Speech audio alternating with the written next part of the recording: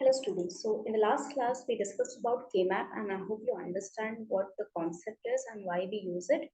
Now आज के video में हम डिजिटल सर्किट स्टार्ट करेंगे कि हमारा मेन पर्पस क्या था कि हम उन लॉजिक गेट्स का यूज करके जो हमने लॉजिक गेट्स पढ़े हैं बुलियन अलजेब्रा में अभी तक उनका यूज करके हम एक एक्सप्रेशंस निकाले या एक्सप्रेशंस को सिंप्लीफाई करें और मिनिमम यूज ऑफ गेट के साथ हम यहाँ पर आपके सर्किट्स डिजाइन करें।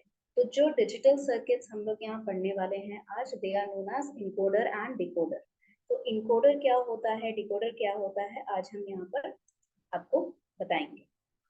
So first of all purpose of this video is to make you understand what this encoder decoder is and how does it exactly work। क्या ऐसी चीजें हैं जिसको इसके वर्किंग के लिए हेल्प रहता है। तो पहले इनकोडर पे आते हैं। इनकोडर या डिकोडर दोनों ही आपका सीक्वेंशियल सर्किट है, कॉम्बिनेशनल सर्किट है। कॉम्बिनेशनल सर्किट का मतलब होता है ये वर्क करता है टुगेदर, ठीक है। It forms in it is working in a form where it gets the input in 2 to the power n form and it gets the output in n form। ये जो 2 to the power n के format में इसको मिल रहा है input, इसी जो power है 2 का n उसी n में इसका आउटपुट मिलेगा। ये इनकोडर में होता है। डिकोडर का ठीक ऑपोजिट होता है। वो n जो आपके इनकोडर के आउटपुट से गया वही n डिकोडर का इनपुट बनता है और उस इनपुट से 2 to the power n उसको आउटपुट मिलता है। सो आई होप बेसिकली आपको इतना क्लियर है कि इनपुट कितना जाएगा, आउटपुट कितना जाएगा। आप चाहें तो इसको नोट डाउन कर सकते हैं। फर्स्ट ऑफ ऑल आपको पहले ये जानना है कि इनकोडर डिकोडर दोनों ही कॉम्बिनेशनल सर्किट है। तो पहला पॉइंट आप इनकोडर डिकोडर में लिख सकते हैं दैट दे आर और it is a combinational circuit. Second आप इनकोडर में लिख सकते हैं कि इसका नंबर ऑफ इनपुट जो है 2 to the power n के फॉर्मेट में जाता है। इसका रीजन ये है कि हमारा कोई भी कम्युनिकेशन जो होता है वो मशीन लैंग्वेज में, जो सर्किट्स भी हैं वो मशीन लैंग्वेज में ही कम्युनिकेट करते हैं। तो क्योंकि मशीन लैंग्वेज में हम 0 और 1 का ही यूज करते हैं यानी कि बेस 2 का यूज करते हैं, इसीलिए इनपुट हमेशा 2 to the power n के फॉर्मेट में ही रहता है। मैंने के मैप में भी आपको बताया था कि जब आप पेयरिंग कर रहे होते हैं तो 2 to the power n के ही फॉर्मेट में हम करते हैं, हाईएस्ट से लोएस्ट की तरफ जाते हैं। जैसे 4 वेरिएबल में आपका हाईएस्ट 2 to the power 4 है यानी कि 16 है, ठीक है। फिर उसके बाद 2 to the power 3 आता है जबकि 8 है, ऑक्टेट आप बना सकते हैं उसमें। फिर 2 to the power 2 आता है 4 यानी कि स्क्वायर या रेक्टेंगल आप बना सकते हैं, या 2 to the power 1 पेयरिंग आप कर सकते हैं दो दो की, या 2 to the power 0 एक सिंगल आप रख सकते हैं अगर कोई भी पेयर पॉसिबल नहीं है तो सेम वे यहाँ पर भी आपका जो इनपुट रहेगा ये 2 to the power n के फॉर्मेट में रहता है, क्योंकि इसको बाइनरी कोड में या आप कह सकते हैं मशीन लैंग्वेज में ये ट्रांसमिट होता है और इसे फिर एक बाइनरी कोड में ट्रांसमिट किया जाता है। नाउ मशीन लैंग्वेज में होने का और बाइनरी कोड में होने का इसका डिफरेंस ये है कि बाइनरी कोड रिप्रेजेंट करता है एक नंबर ऑफ डिजिट्स को जो कि एक लार्ज वैल्यू को रिप्रेजेंट कर रहे होते हैं। मतलब अगर आपका जो इनपुट है 2 to the power 4 है यानी कि 16 इनपुट जा रहा है और 4 ही आउटपुट आपका निकलेगा। 2 to the power n मतलब n आउटपुट आपका निकलता है इनकोडर में, तो 4 आउटपुट आपको वहां पर मिलेंगे यानी कि वो 4 डिजिट जो आप ट्रांसमिट करेंगे वो 4 डिजिट आपके 16 बिट को रेफर कर रहे हैं जो आपने इनकोडर के इनपुट में डाला था। This is basically to conceal your communication. Transmit आप कर रहे हैं, क्या ट्रांसमिट कर रहे हैं, इस सीक्रेट को या इस इंफॉर्मेशन को कंसील करने के लिए हम इनकोडर डिकोडर का यूज करते हैं ताकि हमारा जो ट्रांसमिशन है वो सिक्योर रहे। ओके, तो इनकोडर में आपका क्या है, मैंने यहाँ एग्जांपल लिया है 2:4 का इनकोडर, यानी कि इनपुट आपका 4 जा रहा है 2 to the power 2 और 2 आउटपुट आपको मिल रहा है। इनपुट में आपका y3 y2 y1 y0 है और आउटपुट में आपका a1 a2 है। Now remember here that these bits represents your input। तो ये बिट जो है इसका हम पहले ट्रुथ टेबल निकालेंगे कि किस तरह इसका वैल्यू सिक्योर किया जाता है। सो ट्रुथ टेबल के अकॉर्डिंग आपको यहाँ दिख रहा होगा कि y3 की वैल्यू पहले 1 हो रही है। इसमें सबसे इम्पोर्टेंट बात जो यहाँ पर लिखी गई है नीचे कि एट एनी टाइम आपका कोई भी इनपुट सिर्फ एक बार में एक ही 1 हो सकता है, यानी कि एक बार में एक बिट ही ट्रांसमिट होगा। अगर आप ट्रांसमिट कर रहे हैं किसी भी इंफॉर्मेशन को, आप चाहे कितना भी लार्ज इनपुट या कितना भी लार्ज बिट ट्रांसमिट क्यों ना कर रहे हो, आपका एक बार में एक ही बिट ट्रांसमिट होता है, इसीलिए एक बार में एक ही इनपुट 1 होगा आपका, यानी ट्रू वैल्यू पे जाएगा। ठीक है, और जिस वैल्यू को हमने जब 1 किया है वो वैल्यू तभी ट्रांसमिट होगी। तो यहाँ पर देखिए y3 को 1 किया गया है, y3 को ही क्यों हमने 1 किया, हमने y0 को क्यों नहीं 1 किया, ये समझिए। y0 आपका MSB है और y3 आपका LSB है। MSB यानी मोस्ट सिग्निफिकेंट डिजिट, जो कि आपके नंबर के फर्स्ट डिजिट को कहा जाता है। LSB यानी लीस्ट सिग्निफिकेंट डिजिट, यानी कि लास्ट डिजिट को कहा जाता है। फॉर एग्जाम्पल अगर हम इसको डेसिमल के फॉर्म में समझे, तो डेसिमल में मान लेते हैं मेरा नंबर है 782, तो 7 मेरा MSB है और 2 मेरा LSB है।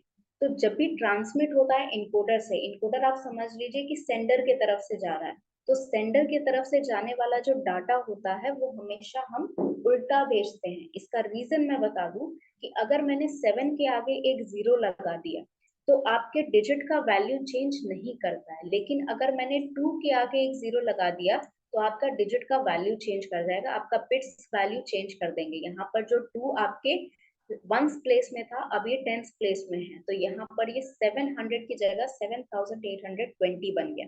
सेम बाइनरी में भी होता है। तो बाइनरी में अगर आपके पास इस तरह 1101 करके एक डिजिट है, अगर आप इसको ट्रांसमिट कर रहे हैं, ट्रांसमिट करते वक्त अगर आप इस वाले 1 के तरफ लेफ्ट हैंड साइड वाला 1 जो है उसके आगे 0 लगा रहे हैं, तो नंबर की वैल्यू चेंज नहीं करती है, नंबर आपका सेम वैल्यू रिप्रेजेंट कर रहा है अभी भी। लेकिन अगर आपने यहाँ पर 0 लगा दिया, राइट हैंड साइड में 0 लगाया, यानी कि LSB के आगे 0 लगाया, तो आपकी नंबर की वैल्यू चेंज हो जाएगी। इसीलिए जब भी हम इनकोडर या सेंडर की तरफ से ट्रांसमिट करते हैं तो LSB को पहले ट्रांसमिट करते हैं, ताकि मुझे पता रहे कि लास्ट बिट ये है और मोस्ट जो आएगा बिट, जहां तक 1 आ रहा है वहां तक वैल्यू मुझे काउंट करनी है। क्योंकि उसके बाद अगर लगातार 0 कितने भी आए, मान लीजिए इस डिजिट के बाद यहाँ पर मैंने 5 0 आगे लगा दिए, 6 0 आगे लगा दिए, उससे कोई फर्क नहीं पड़ता, नंबर का वैल्यू चेंज नहीं करेगा। जो वैल्यू यहाँ पर रिप्रेजेंट किया जा रहा है मेरे सेंडर के द्वारा, वही वैल्यू रिसीवर रिसीव करेगा। तो ये हमारे लिए इम्पोर्टेंट चीज है वहां पर। तो आई होप यू अंडरस्टैंड कि हम यहाँ y3 को 1 पहले क्यों करते हैं। तो पहले हमने y3 को 1 किया, एक बिट में एक बार में एक ही बिट ट्रांसमिट होगा, तो पहले y3 ट्रांसमिट होगा और उस सीरीज में आपका जो बाकी के इनपुट्स हैं वो 0 रहेंगे। अब जब y3 ट्रांसमिट हो गया तो उसे दोबारा ट्रांसमिट करने की जरूरत नहीं है, तो बाकी कॉलम्स में मैंने उसे 0 कर दिया। अब y2 को मैंने सेकंड में ट्रांसमिट किया और बाकी सबको 0 रखा, क्योंकि एक बार में एक ही ट्रांसमिट होगा।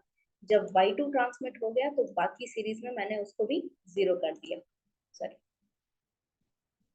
एंड देन y1 ट्रांसमिट किया, फिर मैंने y1 ट्रांसमिट करने के टाइम मैंने बाकी सबको 0 रखा और लास्ट में मैंने y0 ट्रांसमिट किया, जिसके ट्रांसमिशन के बाद हमारा ट्रांसमिशन खत्म हो गया।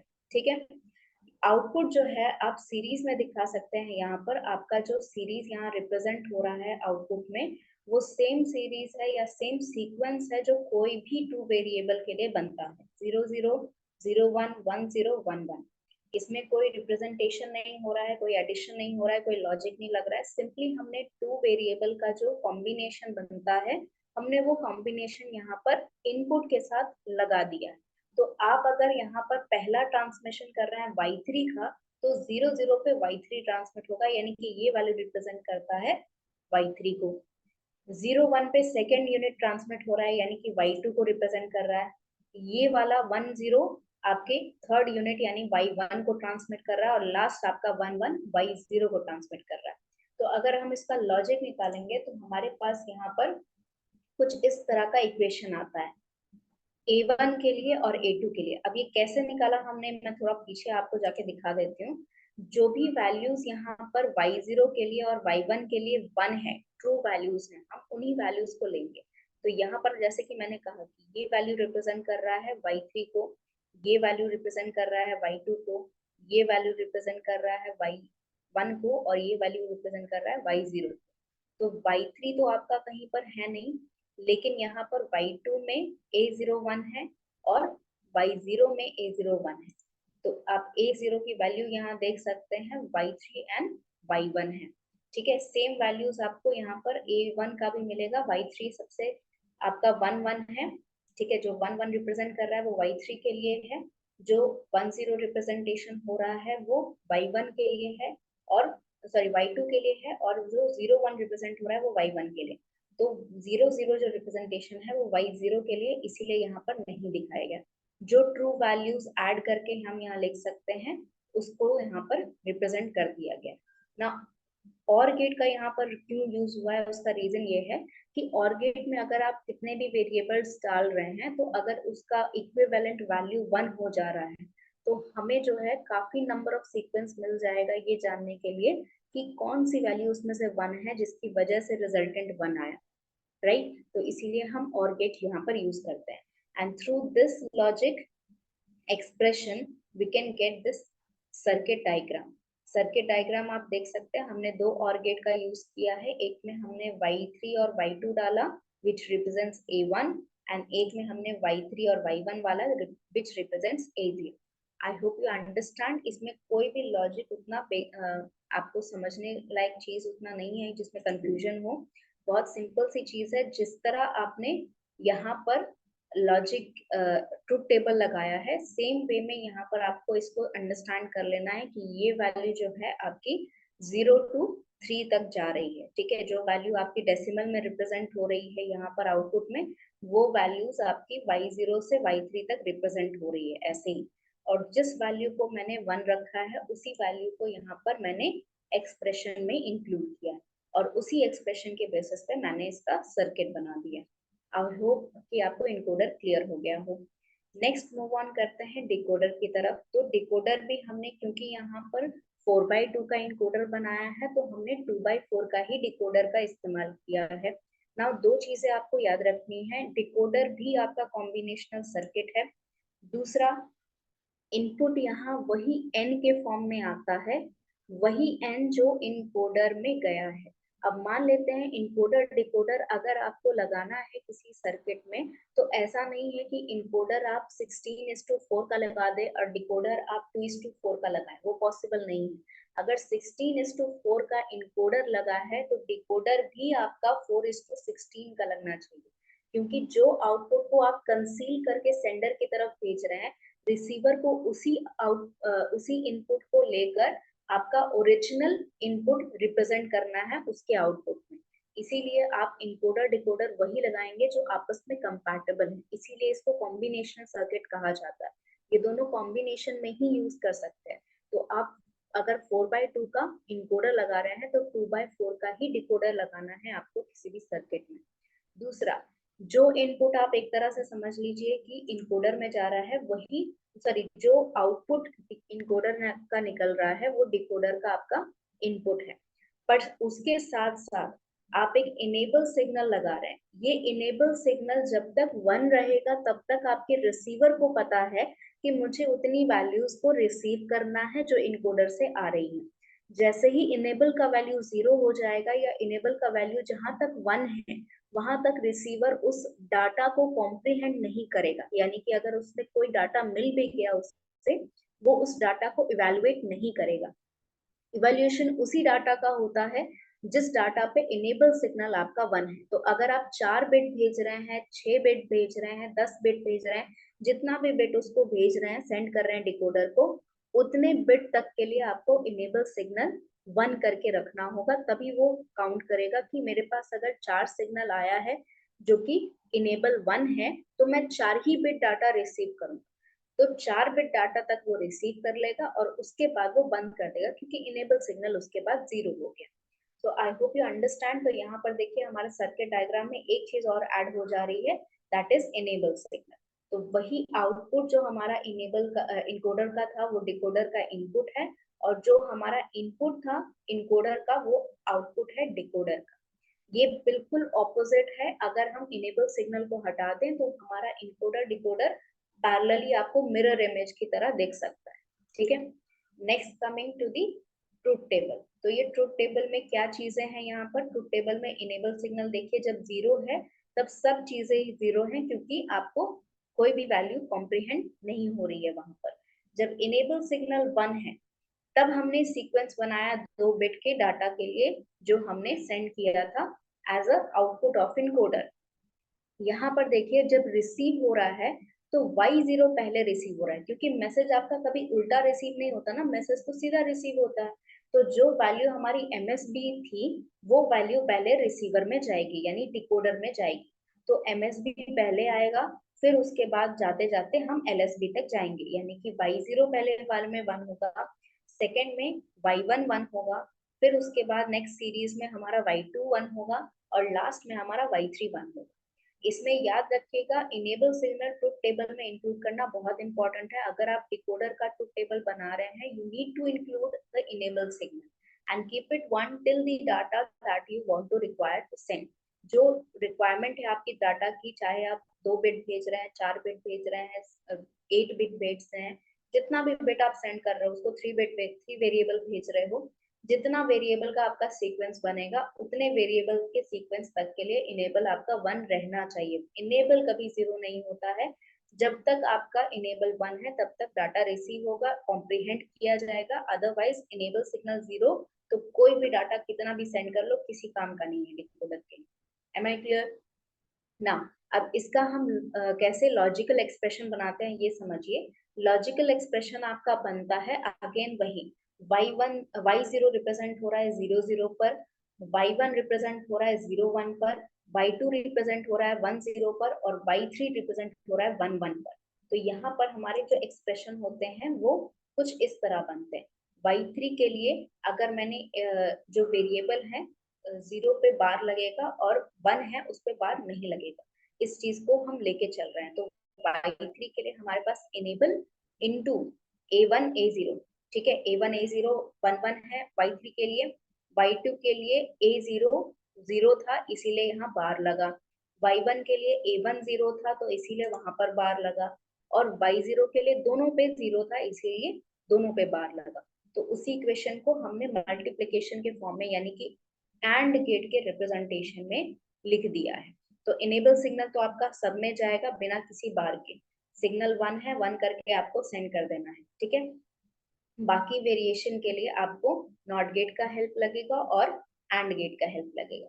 तो सर्किट देख लेते हैं इसका कैसे बना है। सर्किट इसका कुछ इस तरीके से बनता है।